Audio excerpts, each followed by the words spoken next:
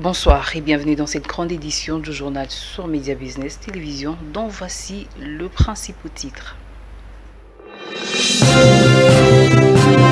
Invité par son homologue Mahamat Idriss Déby, le président de la République Félix Tshisekedi est arrivé depuis hier en début de soirée à N'Djamena au Tchad pour participer à la commémoration de la fête de l'indépendance nationale célébrée le 11 août de chaque année.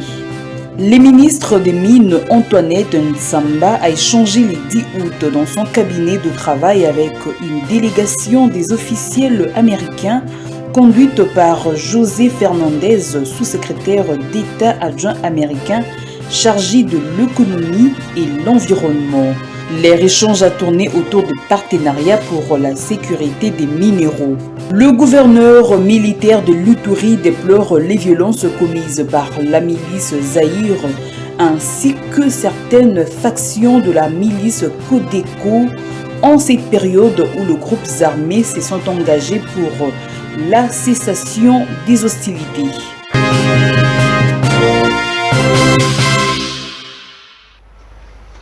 Voilà tout pour le grand titre. Encore une fois de plus, bonsoir. Invité par son homologue Mahamat Idriss Déby, le président de la République Félix Antoine Tshisekedi est arrivé depuis hier en début de soirée à N'Djamena au Tchad pour participer à la commémoration de la fête de l'indépendance nationale célébrée le 11 août de chaque année en sa qualité de président de la CEAC. Sa qualité de président en exercice de la CEAC, le président Félix Antoine Tshisekedi Tshilombo est allé participer à la commémoration de la fête de l'indépendance nationale célébrée le 11 août de chaque année. À son arrivée à l'aéroport international, Hassan Djamous, le chef de l'État, a été accueilli par son homologue Mahamat Idriss Déby sous les ovations d'une forte foule mobilisée aux abords de l'aéroport. À travers les artères de N'Djamena, plusieurs portraits géants du président Félix Antoine Tshisekedi Tshilombo accompagnés de messages de bienvenue à français et lingala ont été déployés. À travers cette mobilisation, le peuple tchadien et son président saluent le leadership du président Félix Antoine Tshisekedi Tshilombo dans la gestion de la transition après le décès du maréchal Idriss Déby. En effet, l'époque de fait, Félix Antoine Tshisekedi Tshilombo était le président en exercice de l'Union africaine. Il avait usé de sa sagesse pour éviter le chaos au Tchad. En pleine pandémie de Covid-19, le chef de l'État congolais avait fait le déplacement de N'Djamena pour les obsèques du fait Idriss Déby Inito. Il y a 2 semaines, les deux géants s'étaient rencontrés à Kinshasa à l'occasion du sommet de la CEAC. Conflit RDC-Rwanda, les États-Unis d'Amérique appuient les efforts de médiation en cours dans la région. Déclaration du secrétaire d'État américain Anthony Blinken prononcée le mardi 9 août au cours de la conférence de presse co-animée avec le patron de la diplomatie congolaise Christophe Lutundula. Suivi. C'est une visite d'État aux grands enjeux, presque une révisitation de relations diplomatiques entre la République démocratique du Congo et les États-Unis d'Amérique.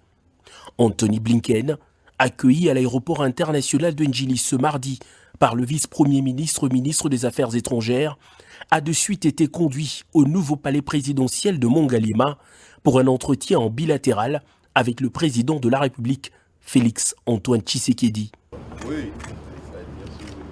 Le secrétaire d'État américain a, face au président congolais, affiché clairement la volonté de Washington de raffermir davantage la coopération avec Kinshasa dans le domaine de la défense et de la sécurité, de l'économie et des finances, de l'exploitation des ressources naturelles, de l'environnement et des mines. Le chef de l'État congolais et son hôte ont salué les efforts partagés pour la paix, les élections et l'amélioration du climat des investissements en RDC pendant leur discussion. Des précisions données par l'homme d'État américain au cours d'un point de presse animé conjointement en fin de journée avec le vice-premier ministre congolais Christophe Lutundula. Concernant l'épineuse question de l'agression rwandaise certifiée par les experts des Nations Unies dans un rapport, les États-Unis ne ferment pas l'œil, a répondu Blinken à une question lui posée. Nous suivons de près la situation, a rassuré le secrétaire d'État américain qui, selon ses propres mots, partage le désir de la fin des hostilités tout en soutenant la médiation initiée par l'Angola et le Kenya. Par rapport à l'Est de la RDC, évidemment, nous partageons ces préoccupations. C'est vrai, il y a des personnes à travers la région. Nous partageons les préoccupations. Nous voulons que cette violence qui sévit à l'Est du pays puisse prendre fin. Nous respectons la souveraineté de la RDC ainsi que son intégrité territoriale. Une position claire que Blinken promet de capitaliser dans ses discussions avec les autorités de Kigali après son séjour de Kinshasa. Respectueux de la souveraineté des États, les États-Unis, par son secrétaire d'État, rassurent de sa volonté de ne pas entretenir une relation unilatérale, mais de travailler aux côtés de la République démocratique du Congo pour renforcer sa démocratie. C'est sur cette toile de fond d'une volonté politique partagée de requinquer une vieille amitié. Une vieille amitié, mais qui résiste à l'érosion du temps et aux péripéties de l'histoire, quelles qu'elles aient été. C'est sous cette toile de fond. Toile de fond aussi marquée par la détermination des États-Unis et de la RDC de consolider leur partenariat dans une période, vous vous en doutez, très turbulente. La problématique du climat a également occupé une bonne place dans ses échanges avec la presse. Non, la RDC ne vend pas son patrimoine et veille à la protection de l'écosystème pour le bien de l'homme, a répondu Christophe Lutundula à la question sur les conséquences directes de l'exploitation des blocs gaziers de la RDC, dont les appels d'offres ont été récemment lancés. Le président de la République démocratique du Congo, Félix-Antoine Tshisekedi, a donné son accord ce jour pour la mise en place d'un groupe de travail avec les États-Unis pour veiller à ce que cette exploitation soit faite dans les normes. Anthony Blinken va poursuivre ses discussions avec les officiels congolais avant de quitter Kinshasa pour Kigali, au Rwanda. En nouvelle, en vacances à Kinshasa, la joueuse française d'origine congolaise Grace Guéora a été reçue le mardi 9 août par le chef de l'État Félix-Antoine Tshisekedi. Elle est née à Kolwezi en 1997. Cette internationale française évolue au poste de milieu des terrains au Paris Saint-Germain. Son club est à l'équipe nationale française, le Bleu. La star de Bleu a été encouragée par le président Félix-Antoine Tshisekedi qui suit de près sa prestation en Belgique et qui suit plutôt de près sa prestation et sa sélection dans son club. Voilà, on va parler d'autre chose à présent. Le ministre des Mines, Antoinette Nsamba, a échangé le 10 août dans son cabinet de travail avec une délégation des officiels américains conduite par José Fernandez, sous-secrétaire d'État adjoint américain chargé de l'économie et l'environnement. Leur échange a tourné autour des partenariats pour la sécurité des minéraux. Regardez. Les questions de la sécurité dans les secteurs miniers en RDC. Le contrat entre la RDC et la Zambie dans la fabrication des batteries électriques et certains contrats miniers étaient au centre des entretiens entre la ministre des Mines Antoinette Nsamba Kalambay et une délégation des officiels américains conduite par José Fernandez, sous-secrétaire d'État adjoint américain chargé de l'économie et environnement. C'était au cours d'une audience le mercredi 10 août 2022 dans son cabinet de travail. Pour José Fernandez, les États-Unis sont très intéressés par les projets de fabrication de batteries électriques et veulent s'assurer que les personnes frappées par des sanctions ne participent pas à ces projets. Pour Antoinette Nsamba Kalambay, les projets de fabrication des batteries électriques est porté par le ministère de l'Industrie. Le ministère de Mines intervient dans le minerai qui entre dans la fabrication, entre autres le cobalt et le lithium. Quant au contrat minier, le numéro 1 des mines a relevé que plus de 380 titres miniers irréguliers ont été dissous. Par conséquent, 300 permis sont revenus dans le domaine de l'État. Notez que la ministre des Mines, Antoinette Samba Kalambay, voudrait voir la RDC intégrer le groupe de 9 pays qui discutent sur la diversification de la chaîne d'approvisionnement des minéraux critiques essentiels à la transition des énergies propres. Le chef intérimaire de la chefferie des Bahema Bavouangui a été installé le mardi 9 août à Choma par l'administrateur militaire des Dungu représentant le gouverneur, le lieutenant-général Luboya Kashamadjoni. Bidjo Panda Freddy, choisi par la famille régnante avant d'être désigné par l'administrateur ou l'administration militaire, va diriger cette entité coutumière suite au vide laissé par le chef Yves Kaiwa Panda. Bidjo Panga Freddy, désigné chef intérimaire de la chefferie des Bahema Banyuagi par les gouverneurs militaires de l'Ituri, suite à l'absence prolongée et non justifiée de Yves Kawapanga Mandro, a été installé par l'administrateur militaire de Djougou le 9 août à Chomia. Occasion pour ces chefs coutumiers de remercier l'administration militaire pour les actions visant à pacifier cette entité coutumière. Nous remercions notre gouverneur pour le travail abattu pendant cet état de siège. Nous le remercions à cause de ses réalisations sur le plan développement et le fait qu'il a pensé à notre chefferie. À l'administrateur militaire du territoire des Djougou, le colonel Ladis Mabosso, de saluer l'intervention de la famille régnante dans la désignation de ses chefs. Je tiens à rappeler aux uns et informer aux autres que cette même équipe devant vous avait effectué une mission à Mandro en date du 29 juillet 2022 avec comme objectif la consultation de la famille régnante de la chefferie de Bahema Banyuagi suite au vide constaté à la tête de cette entité pendant un bon moment. Il faut le dire, Bidjo Panga Freddy a eu également à diriger la chefferie des Bahema Banyuagi entre 2008 et 2019 lorsque le chef Yves Kawapanga Mandro était en prison. Arrivé le mardi 9 août à Brazzaville, des auditeurs de la 7e promotion du Collège des hautes études des stratégies et défense sous la conduite du général-major Moubiaï Mamba Augustin ont rendu visite à l'ambassadeur de la RDC dans la capitale congolaise. Ces auditeurs passeront 7 jours au Congo-Brazzaville pour le compte du voyage d'études. Les auditeurs de la 7e promotion du Collège des hautes études de stratégie et de défense, conduits par leur commandant, le général-major Moubiaï Mamba Augustin, sont arrivés mardi 9 août 2022 à Brazzaville. Ils ont été accueillis au beach par les colonels de Pemba, directeur chargé de la coopération. Après installation à l'hôtel Saphir, les commandants Chesd, le général Moubiaï et les auditeurs sont allés présenter les civilités à l'ambassadeur de la RDC au Congo-Brazzaville, Christophe Muzungu, qui s'est dit très flatté et honoré de cette visite. La délégation de cette école de l'excellence de la CEAC est en voyage d'études pour une semaine en République du Congo.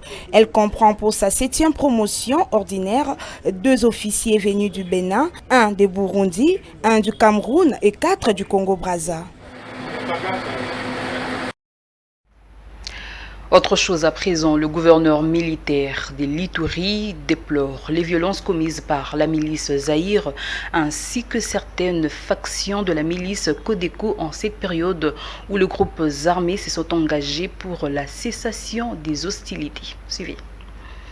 Dans sa communication ce mardi à Bunia, les gouverneurs militaires de l'Ituri déplorent les violences orchestrées ces jours en territoire d'Irumu et Djougou par les groupes armés, donc la milice Codeco et Zaïre. L'un des instigateurs de ces violences, Yves Kawapanga Mandro, chef de la chefferie des Bahema Banyuagi, porté disparu depuis mai dernier. Il est cité comme responsable de cette milice Zaïre, auteur de massacre de 22 civils le week-end dernier à Damas, en territoire de Djougou. Nous sommes étonnés que le seul groupe qui n'a pas signé un acte d'engagement, alors que nous sommes en pourparlers avec la communauté, parce qu'il s'agit de la communauté M. Le groupe qui dit que voilà, était en train de protéger les victimes, non, c'est ce groupe-là qui commence à attaquer. Alors on se pose la question, comment un groupe qui disait se protéger aujourd'hui commence à aller vers d'autres communautés pour aller tuer? C'est ça la grande question. Mais nous avons une réponse parce que nous avons l'information. Il s'agit de Kawa Mandro, chef de Bahema Banyuagi, qui est en fuite, où il est en train de recruter pour des motifs qu'il connaît et que tout le monde connaît aujourd'hui, parce qu'il parle de la balkanisation. C'est ça le grand problème que nous avons. Il est aussi aidé par certains députés provinciaux qui sont ici et qu'ils fassent gaffe parce que je vais citer aussi leur nom. Toutefois, le lieutenant-général Luboya Kanchamadjoni, commandant des opérations militaires en Ituri, réaffirme la détermination et l'engagement du gouvernement congolais à mettre fin à l'activisme de tous les groupes armés hostiles au processus de paix. Nous sommes déterminés, nous sommes le gouvernement, que ce soit d'ailleurs le Codeco ou qui que ce soit, ou FRPI, c'est lui qui va encore essayer de reprendre les armes. Nous allons agir. Par la même occasion, le gouverneur militaire de l'Ituri a conscientisé les fils et les filles ituriens à cesser de soutenir le mal. C'est le moment, montrer au monde que, voilà, aujourd'hui, nous les Ituriens, nous avons pris conscience, nous avons arrêté avec cette chose-là. Et arrêté d'être en connivence avec ces bandits-là. Ce sont des bandits. Qu'est-ce qu'ils vous donnent? Il s'agit là des 5 terroristes ADF MTN qui ont été neutralisés par le FRDC. D'après les porte-paroles de l'opération Sokola 1, capitaine Anthony Mwalushaï, qui précise qu'il s'agit bel et bien des ADF MTN et demande à la population de les aider à les identifier. Regardez. Neutralisé 5 terroristes ADF MTM et nous avons récupéré 3 armes de guerre. Vous avez vu la mention écrite en arabe sur l'une des armes des ADF, écrit Allah Akbar Bismillah Rahmani Rahim, ce qui signifie Dieu écran au nom de Dieu, tout miséricordieux et très miséricordieux. Donc vous allez comprendre que effectivement il s'agit des ADF MTM et comme dans ses habitudes, certainement l'État islamique va revendiquer ça et dans les heures qui suivent. Ça ne sera pas une surprise pour nous ni pour les journalistes. Nous avons non seulement récupéré 3 armes de type AK-47, mais aussi nous avons récupéré plusieurs munitions de guerre. Et parmi ces munitions de guerre, pour les spécialistes, vous allez remarquer qu'il y a des armes d'artillerie. Vous allez comprendre que l'ennemi a mis tout son temps pour préparer cette attaque et aidé, n'est-ce pas, par ses collaborateurs qui malheureusement sont parmi nous, que nous demandons directement à notre population de les identifier pour que notre ville soit effectivement sécurisée. Du côté des forces de l'ordre, nous avons perdu 2 policiers qui étaient des gardes et pendant que l'ennemi était en fuite avec ses évadés, il a forcé un civil pour transporter les biens volés en route bien sûr et ce détenu a refusé, il a été exécuté. Nous avons capturé des terroristes ADF-MTM qui sont en train d'être auditionnés. Dans les heures qui suivent, selon l'exploitation, nous allons passer encore une fois dans le média pour vous dire s'il y a l'évolution de la situation sur le terrain. Et nous devons prendre conscience qu'au-delà de ce qui nous divise, il faut regarder devant et voir ce qui nous unisse et pour bouter hors de nous l'ennemi qui est ADF-MTM. L'ennemi a pris la direction de l'Issalé. D'ailleurs, nous étions avec le commandant secteur opérationnel qui, depuis 4 heures, ici à Butembo, où nous avons suivi l'ennemi et nos troupes qui sont de l'autre côté, axe sud, et avec le colonel Kisebo, qui est en train de suivre l'ennemi. Et nous pensons que dans les heures qui suivent, vous aurez le résultat sur la suite des opérations sur terrain. À quelques jours du lancement des états généraux des sports qui auront lieu au Congo central, précisément à Kisantu, du 20 au 24 août, le secrétaire général au sport et loisirs, Barthélémy Okito, a fait le point sur l'état actuel de l'organisation de ces assises qui vont réunir 20 délégués, dont 66 de Kinshasa et 54 du reste de provinces de la RDC. Au niveau du ministère des Sports, Son Excellence, Monsieur le Ministre des Sports, a trouvé utile de pouvoir vous présenter l'état actuel de l'organisation des États généraux des sports. Parce que il faut donner la bonne information.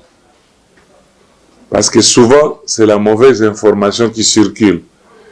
Et il y a aussi certaines personnes qui réagissent en fonction de la mauvaise information, n'est-ce pas? Je vais vous donner la bonne information sur les États généraux des sports. C'est ainsi à la première mouture que le ministre a présenté au Conseil des ministres.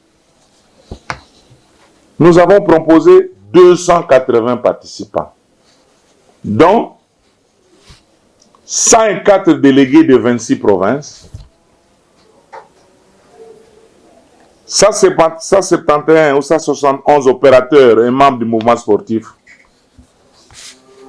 et 5 experts internationaux, ce qui donnait 280. Et dans le 104 délégués de 26 provinces, nous avons pris 4 délégués par province, c'est-à-dire le gouverneur, le ministre en charge des sports, le chef de division provinciale des sports et un délégué du mouvement sportif. Après cette étape, le ministre a signé un arrêté. Il y a un arrêté ministériel 0045. Cet arrêté fixe les délégués, comme je vous ai dit, par province, par structure, et vous-même, vous allez compter, il y a combien de délégués de moi? Je vous ai dit 32, non? Politique sportive nationale et le programme national de développement du sport 2002-2002, il y a vraiment, il faut qu'on actualise. Infrastructure et équipement sportif, formation, professionnalisation, financement et sponsorisation des sports, il faut ajouter marketing aussi, stratégie relative à la promotion des sports et du fonctionnement des structures d'appui au mouvement sportif, enfin évaluation des États généraux des sports de 2008. Nous allons terminer par cet élément reçu par le ministre des Sports et Loisirs, Serge Kondé, le club plutôt Big Base des Fizi, vainqueur du championnat national de football. 2 joueurs de moins de 17 ans a été porteur de plusieurs requêtes, notamment celle des infrastructures sportives dans la province du Sud Kivu. 24 heures après avoir battu 1-0 JS Kwilu et remporté le championnat national des jeunes de moins de 17 ans édition 2022, l'équipe des Big Bass des Fizi dans le Sud Kivu, qu'accompagnait la députée nationale Louise Munga et Georges Magambo, président de la Ligue de football des jeunes du Kwilu, a présenté son trophée au ministre des Sports et Loisirs Serge Kondé. Il a tenu à recevoir ces jeunes qui ont beaucoup de talent et il voulait voir qui sont ces jeunes qui sont venus d'un territoire pas très connu, de très loin. La plupart vivent dans des villages et son Excellence a tenu à les rencontrer.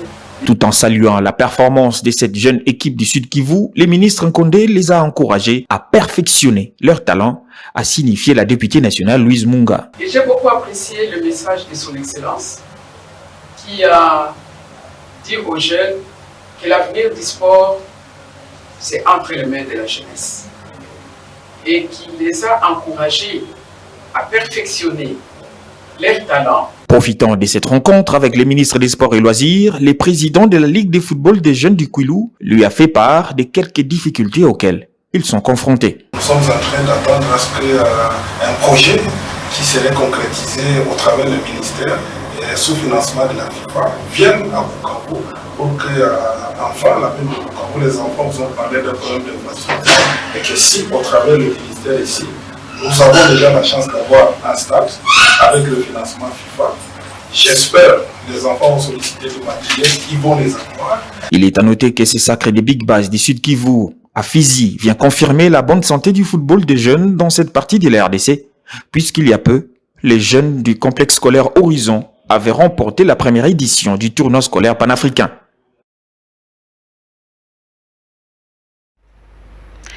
C'en est fini pour aujourd'hui, mais je rappelle ce qu'a été le principal titre.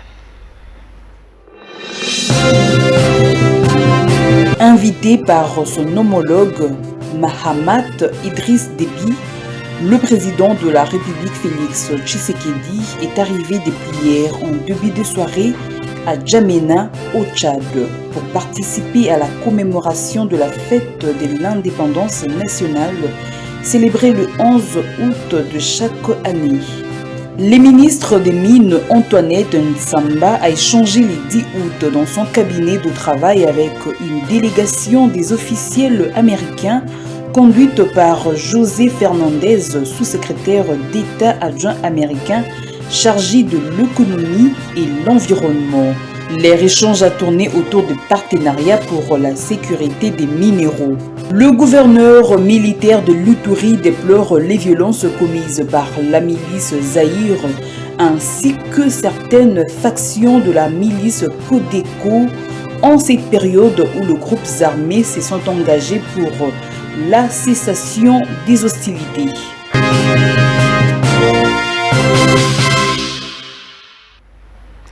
C'est par ici que je renferme complètement cette grande édition. Merci à Olivier Macaï pour la réussite de cette édition. Merci également à vous, fidèles téléspectateurs. Je vous retrouve très prochainement. Mais d'ici là, portez-vous bien et bon suite au programme sur Média Business Télévision. Au revoir.